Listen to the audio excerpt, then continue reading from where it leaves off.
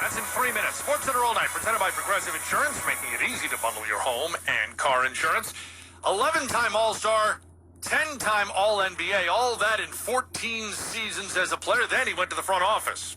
Now the basketball world mourns the loss of Elgin Baylor. Elgin Baylor was once described by Lakers teammate Jerry West as one of the most spectacular shooters the game has ever known. But Baylor wasn't only gifted at making shots, he was brilliant at creating them.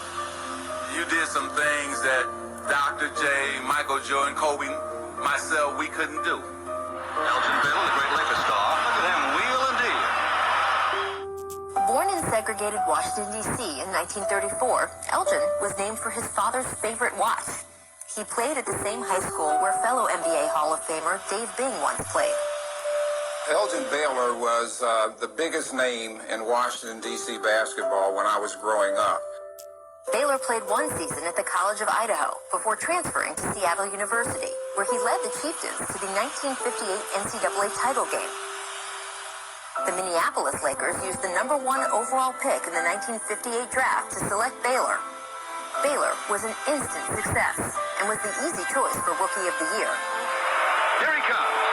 Is as good as gold. Though his most acrobatic moves were never captured on video, Baylor used his signature running bank shot to score over the game's giants. Some of the things that we hear about all these players that hang time, Elgin was hang time, and before hang time, it was hang time. Baylor, number 22. Watch him drive right through. And he's good. In his third season, the Lakers became the first NBA team to move to the West Coast. LA fans could identify star power the moment it walked in the door. Baylor averaged 34.8 points per game, second in the league behind Wilt Chamberlain. And on November 15, 1960, he scored 71 against the New York Knicks, an NBA single-game record. The following season, Baylor served his country in the Army Reserves, missing 34 games to military obligations. Yet he averaged more than 38 points per game in the games he did play, and was nearly unstoppable in the playoffs. Baylor into the air, jump, hang, 12-footer, good. Jump shot blocked by Baylor.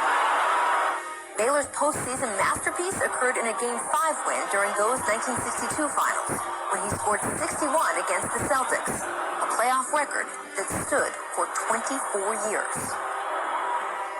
An 11-time All-Star, Baylor was first-team All-NBA 10 times. He could pass like magic, handle like Curry, and had the strength to post up Bill Russell. Pound for pound, he was an all-timer. At 6'5", 225, Baylor averaged 13.5 rebounds per game over 14 seasons. After playing nearly 900 NBA games, Baylor moved into coaching, and it was while he was coaching the New Orleans Jazz in 1977 he was elected to the Naismith Basketball Hall of Fame.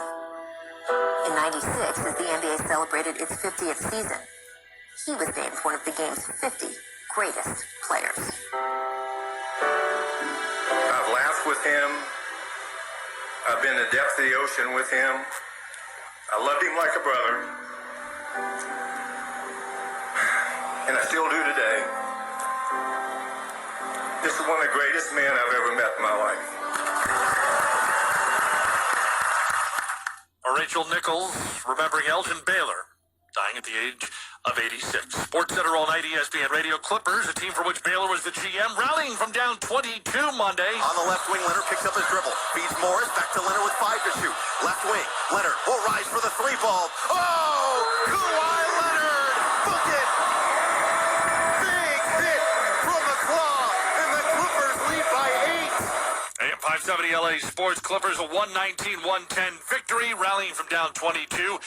Grizzlies in overtime get past the Celtics 132-126. John Morant with 29.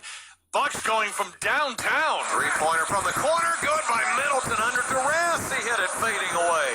132-108.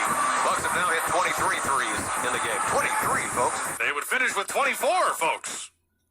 Bucks a 140-113 win over the Pacers. WTMJ with the call. Bucks hitting from distance. Jazz a 120-95 win over the Bulls. Jazz with their 8th 20-point win this season. Third most behind the Clippers and the Bucks. Their 29th game with at least 15 three-pointers made. 3 more than any team this season. Rudy Gobert, career high 9 blocks in the win. He admits the ball was dropped. That's next. SportsCenter All Night continues. It's ESPN Radio. Is your team planning on taking a quarterback in the draft?